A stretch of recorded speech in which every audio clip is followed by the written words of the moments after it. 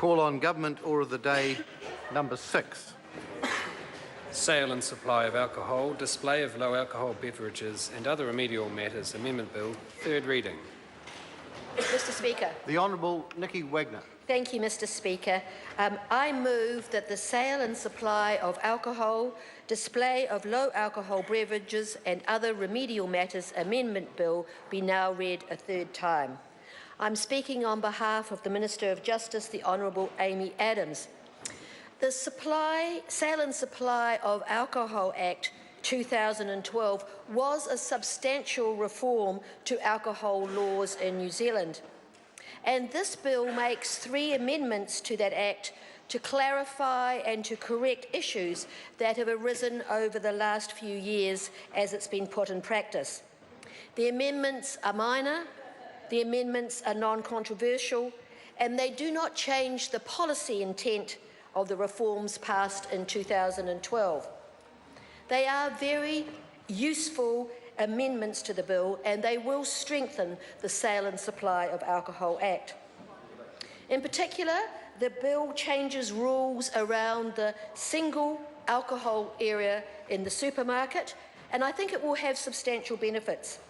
It's the main amendment under this bill, and it allows for the display of low alcohol or low alcohol beer, wine or mead in a single alcohol area of the supermarkets or grocery stores. Under the wording of the current Act, supermarket and grocery stores can't place low alcohol or non-alcohol beverages in the same area as regular strength alcohol. And this bill corrects that unintended consequence, because it does make sense that these low and non-alcohol substitutes for beer and wine are in the same place as regular strength alcohol. The single alcohol area is where most people will intuitively look for these products, and so this amendment makes sense for supermarkets, for grocery stores and for the general public. The second amendment in the bill is to clarify that a company can hold an alcohol licence under the Act. It's not explicit at the Act in the moment that a company can hold that licence, and it was causing some confusion, and so it's good to see that the bill can clarify that issue by including company in the relative section of the Act, the relevant section of the Act. And finally, another useful amendment was added to the Act during the Select Committee stage, and I do want to thank the Justice and Electoral Committee for reporting back on this bill. When they did that, they reported back to a change to the Act's definition of working day, and that's in response to the Mondayisation of Waitangi Day and Anzac Day.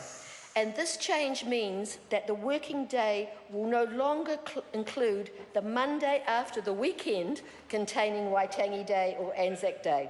And this amendment will make the Act consistent with the changes made to the Public Holidays Act in 2013. Mr Speaker, I was very pleased to see that there's been unanimous support for this bill.